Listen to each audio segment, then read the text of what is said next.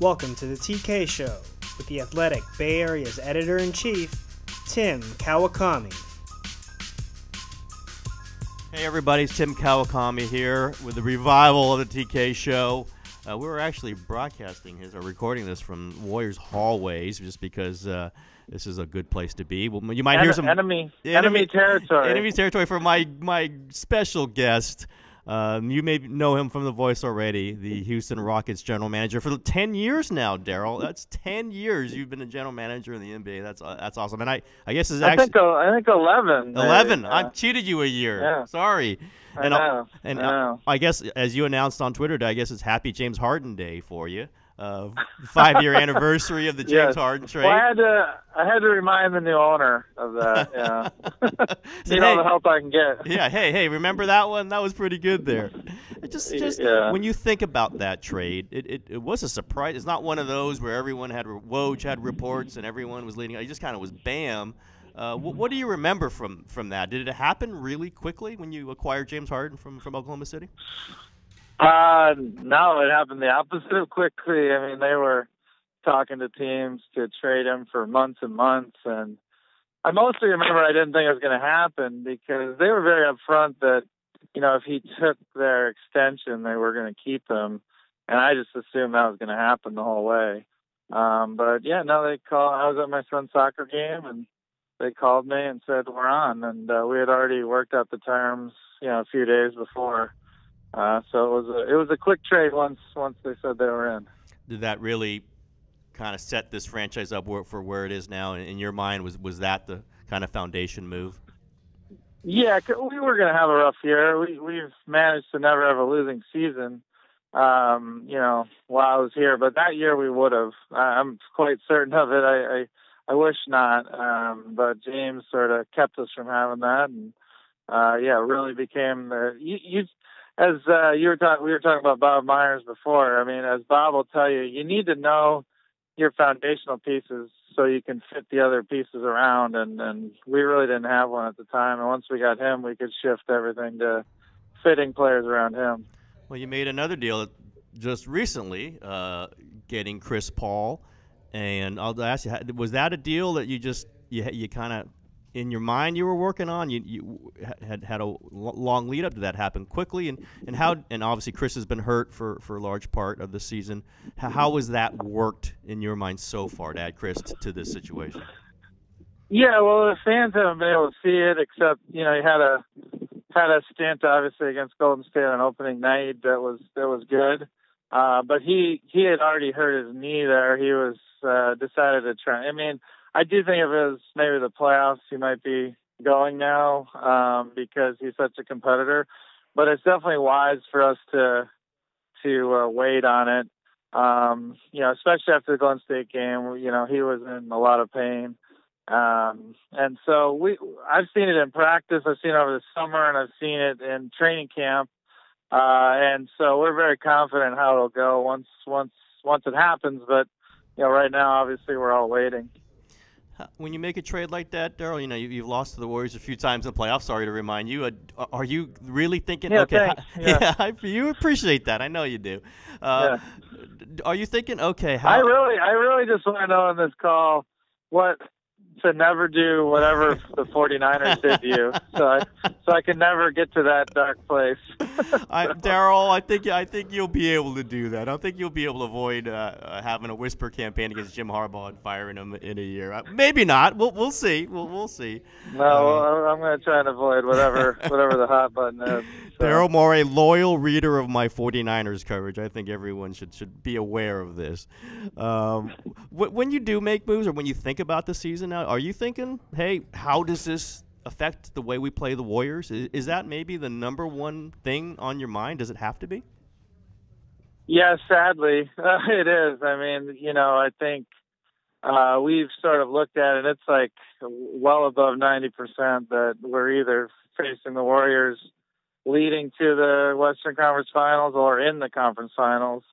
So we sort of know if we have the season we want that we're going to be, playing the, maybe one of the best teams ever at some point. So we have to, definitely one of the best teams ever, maybe the best team ever, I should say. And so, yeah, we have to focus on them. It would be sort of foolish not to. So how do you like? Obviously, that game one was pretty good, and I think most of the people who follow the Warriors, me included, thought that P.J. Tucker, Luke Mbamute, you've got Ariza already. Those are guys that are good to play the Warriors. Was that the thinking when you brought them in? And do you think you might have sort of a formula, not to beat the Warriors, but actually, to be real tough for the Warriors and maybe knock them off?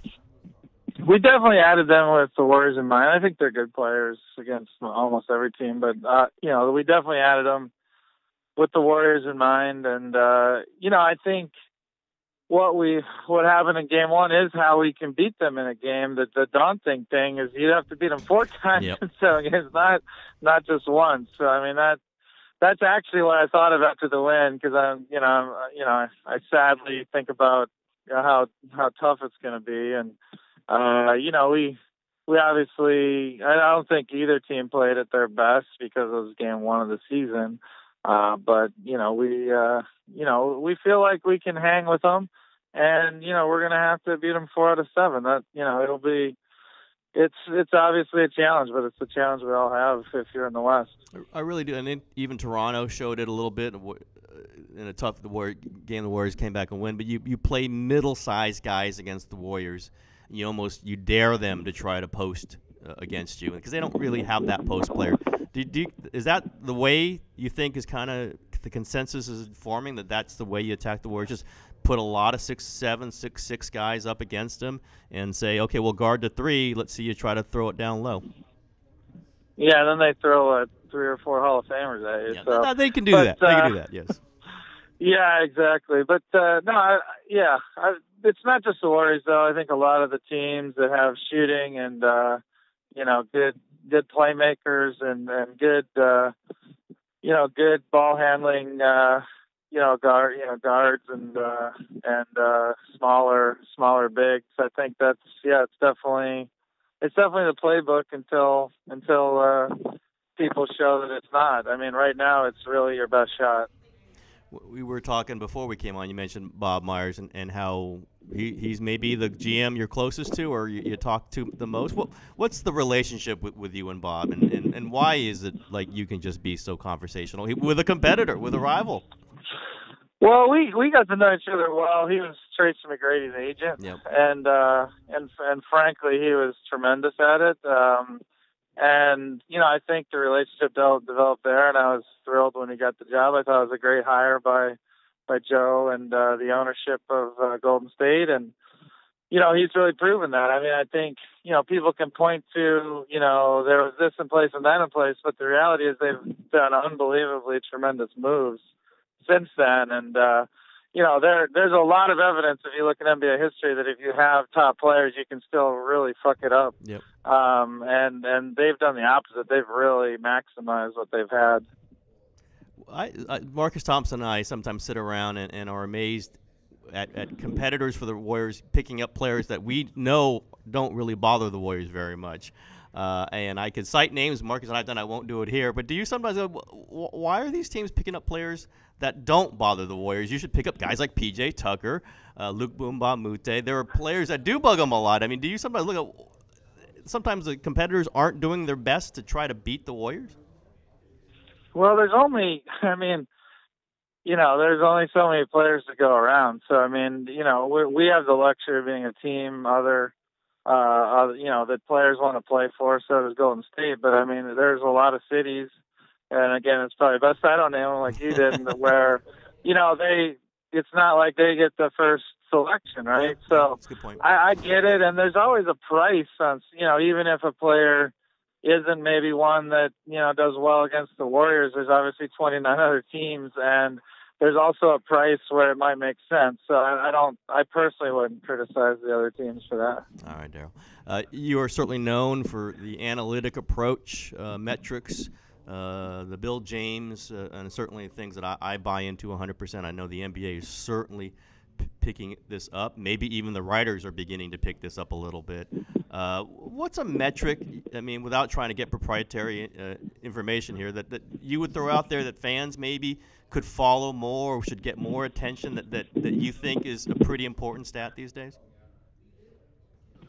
Whew, I mean, it's sort of hard to know because there's a diehard, as you know well, a portion of NBA Twitter, that has such a actually really really sophisticated understanding of the game now Yep.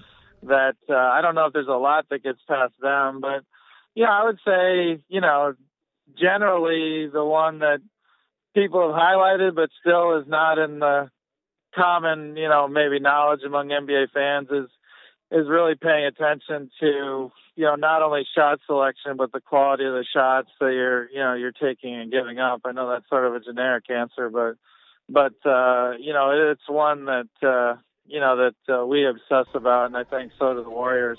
Did you do this on a game by game basis? Do you have charts out and you guys I assume you do, and let the coaching staff take a look at it? Yeah. It just value of shot, shot value, that kind of thing. Yeah, and that's probably your best leading indicator. Meaning, like even if you're not looking at it, even if you've lost a game, you can.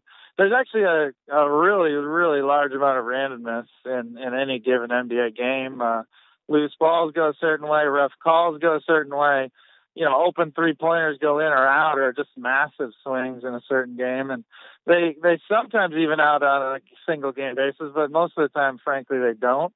And and those are the kinds of things you really need to separate out, so you're getting to fundamentally where your team is at.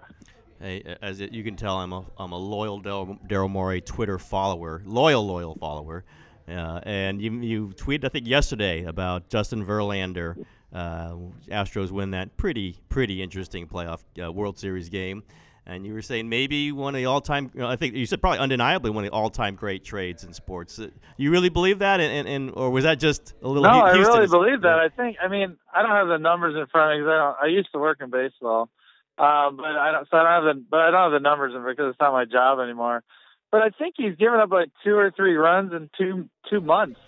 I can't imagine someone's done better. Someone gave me a good counter, Rick Sutcliffe in '84. Yeah, like he but went even that, undefeated. when I asked, I said, "Well, how many runs did he get?" They gave me a win-loss record, which really isn't very good, which isn't a great pitcher stat. Yep.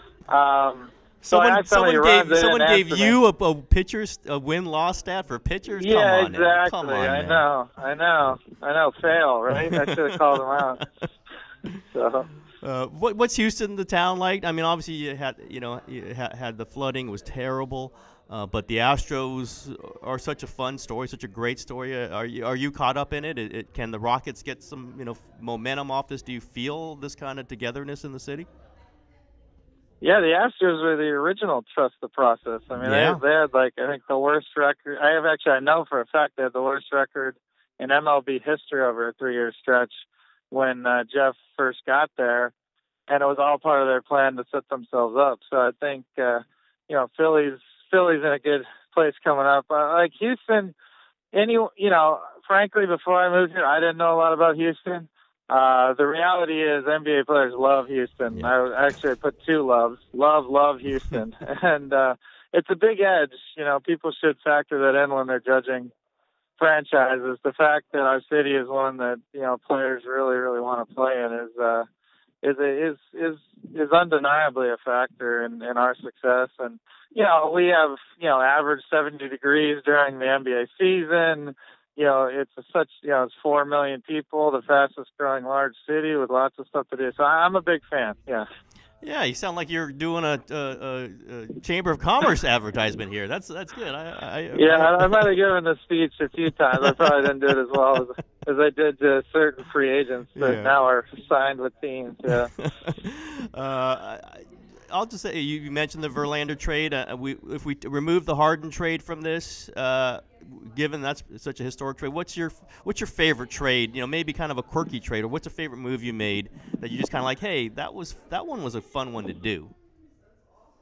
What was or was not? Was. I'm not going to go name. Oh yeah, it was. Yeah. So I think actually our best. The move that I really, for our whole staff, and people should know that, and Bob would say this too, we're just the tip of the spear of some great people that we work with. And I would say our staff the trade that I really remember most fondly is when we moved Rafer Alston for Kyle Lowry when he was like the third stringer, and we were in the middle of being like the third best team in the West. So we were moving our starting point guard in the middle of a playoff run for a guy who wasn't even playing for another team, which that one is, I think, probably the one that I remember the most. That's one thing, when I talk to Billy Beane, I talk to other executives, what you've got, Bob has done it in a different way, is the ability to assess risk and sometimes embrace it and not be worried about, oh my God, this doesn't look so good right now, and look out 2-3 years in advance. Obviously, we're talking about the Astros looking 4 or 5 years in advance. Do you see that as a major component of what a general manager's job is these days? Is like accepting that there's going to be some risk involved, and let's go swing for it here? Yeah, no, I absolutely. And I'll give an example. This was years and years ago when Bob actually first got the job. We were talking about the most pure risk assessment trade ever. We were done. This was before our. I believe it was before our Harden trade. I'm actually pretty sure it was. And we were basically talking about whether, and they were going to be in the lottery that year, and we were trying to buy if they just got exactly like the 9th spot, like nothing else. If they ended up in the 9th spot, we would get their pick. Anything else, we get nothing, and they get our second round pick no matter what. Like a trade like that. And Bob thought it was fun, and we kicked it around for a bit, and then both sides, I think, decided it didn't work. But that's the kind of thing you got to be thinking about. Is all the time trying to figure out how to add risk without hurting your overall plan. So who were you going to take there, Daryl? Well, I think that's the year you got 7. So I think that's the year you got Harrison Barnes. Okay, but who were you? I was going to say, who were you going to take at 9? Oh, I'd have to go back and look. Okay. Yeah, honestly, I don't remember. Somebody great. I know. Somebody great. Near the top of the draft, it's a lot of the teams that are evaluating the players. They're pretty similar, honestly. And I do feel like we have an edge in the draft, but the reality is it's like 3 to 5%. It's not like anyone has a big edge, and anyone who's been in the league long enough is going to have hits and misses. You're deluding yourself to think you have some precision there. All right, Daryl, I've taken more than enough of your time, but I've got to ask you. You're an interesting person. I want to hear this. Daryl, what's your favorite restaurant? My favorite is Vic and Anthony's in Houston. It's actually right by the Minute Maid Park, and awesome restaurant. Get the chopped salad. That's my favorite item there. That comes with Daryl Morey's recommendation. Everybody, you got it. Listen, I appreciate the time here, Daryl. Appreciate the conversation. We run into each other all the time. You and Myers talk, and you're both about 1.5 feet taller than me, so it's always fun to get a picture of that. So, and I've tweeted that out before, but it's great talking. And good luck with the Athletic. I know you just joined them. That seems like a great endeavor. I think new models for journalism is important. So, really, really good. Well, thank you. I appreciate it, Daryl, and thanks for reading my Jed York copy. And we will be following. Probably end up a little Warriors Rockets playoff series, and that'll be fun for everybody.